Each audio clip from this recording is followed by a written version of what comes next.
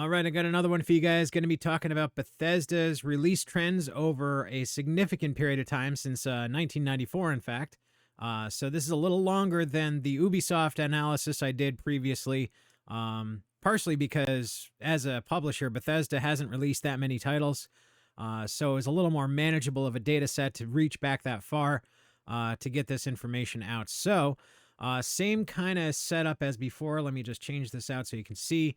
The filters that I used were games only and at least one review, so I can get review numbers reliably. So any game that got 0 reviews, it's not going to show up in this list.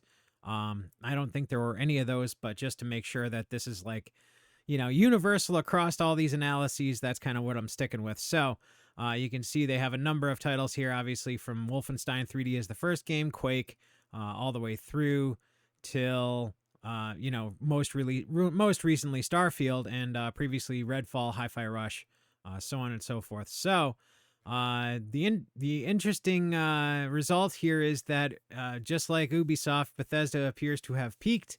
But let's just get into those numbers, and then we'll talk a little bit about it. So I've got these charts here, just as the last time. What you can see is on the top here is the average rating out of 10. Just to kind of put those numbers back into perspective of each other. So it's a title count and an average rating out of 10.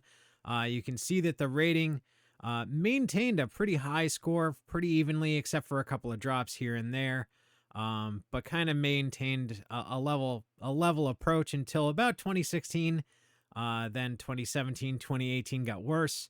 It jumped back up in 2020 and then started declining again. So now we're still in that, that fairly low 6 to 7 out of 10 rating system.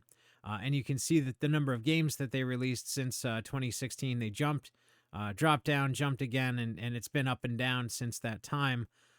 So as a publisher, they kind of, that was the point where they really started to get into this and started releasing more games. Or at least publishing more games, I guess is the appropriate term. And that's when those reviews started to drop down. And below that, you can see the peak player counts, which is even more interesting, at least for me, which is that, there's very few players on a Bethesda game until about 2010, 2011. Then obviously 2015, it spiked, and then nothing, and now it spiked not as high again in 2023. And in fact, we can go to the charts here and kind of explain that a little better.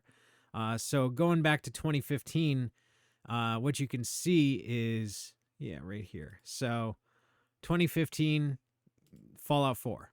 That was the reason why the spike.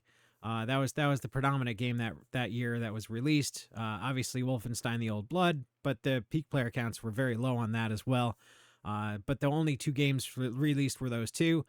And then obviously this past year, Starfield, Redfall, and Hi-Fi Rush. So Starfield is the one that really dragged up the player counts, and that was significantly higher than even Fallout 4.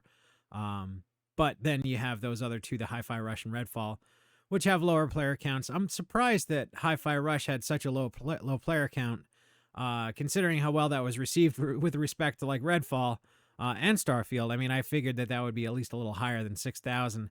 But there it is, and it's an interesting setup here, because those charts really kind of show you that Bethesda's kind of peaked. I mean, the ratings are going down consistently over the past few years, and they dipped a lot in 2018, 2019. I mean, that was their low point, but they're getting back to that low point now. So possibly by next year after, they might actually be back in that 5 to 6 territory instead of 6 to 7. So it'll be interesting to see where they go from here. But that is pretty much where Bethesda is compared to like Ubisoft before it also peaked. So we're seeing big publishers that are starting to lose out and lose the plot, I think. So it's not just that they're making worse games, it's that people are realizing they're making worse games and they're not playing those games quite to the level that they were before. Now, obviously, they've had considerably more releases, which does tend to drag up, allow that player count to be more accurate, allow that review count to be more accurate. So like a high release of games gives you a wide spectrum of releases of reviews, gives you a wide spectrum of player counts. So you get like, a jump like this jump in 2017. That's a more accurate number than say 2018, where there was only 2 games released. However, again, these are low numbers for Bethesda, but it does kind of show a trend where reviews are going down. It goes to show that if they've kind of peaked in that Fallout 4 area, just because Fallout 4 was huge and then nothing after that. So who knows? They might be able to turn this around. Certainly, you can see in 2006 with that major dip in reviews that they had then, they recovered from that. But I mean, this has been a downward trend. So only time will tell, but Bethesda is on the decline, just like Ubisoft. So there you have it. Hope you enjoyed the vid. And if you like these kind of videos, definitely give it a like, and I'll keep making more of these.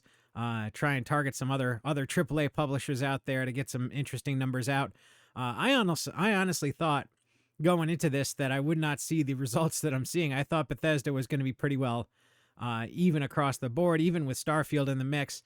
I thought maybe Starfield would drag their reviews down, but it seems like as a publisher, they've been releasing pretty lousy games for a while now, and that review score has been declining for years, not just Starfield. So that's what I got for you guys. Again, I hope you enjoyed the vid, and if you like it, subscribe to the channel, and I will talk to you guys later.